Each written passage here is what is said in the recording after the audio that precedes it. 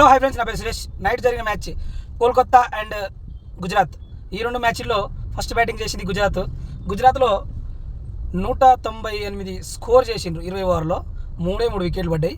సుమన్ గిల్ మాత్రం సూపర్ అంటే super ఆడిండు. సెంచరీకి 10 ball తక్కువలో క్యాచ్ అవుట్ అయితే అయ్యిండు. కానీ ఆ బాల్ లేపేది ఉండకుండా లేపిండు.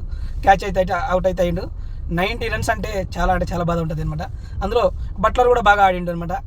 మంచి 6లు 4లు కొట్టిండు, బాగా ఆడిండు. తర్వాత అందరూ బాగానే ఆడిండ్రు. కోల్కతా టీంలో అజింక్య రహానా కెప్టెన్ ఒక్కడే చాలా మంచిగా స్కోర్ చేసి అందించి చూపించిండు అనమాట. కానీ 158 స్కోర్ చేసి 20 ఓవర్లకు అయితే కంప్లీట్ అయిపోయింది. మరి ఎక్కువ స్కోర్ అయితే చేయలేకపోయినారు.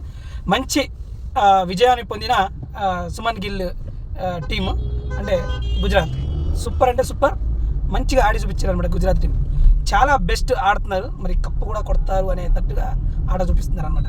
Okay friends.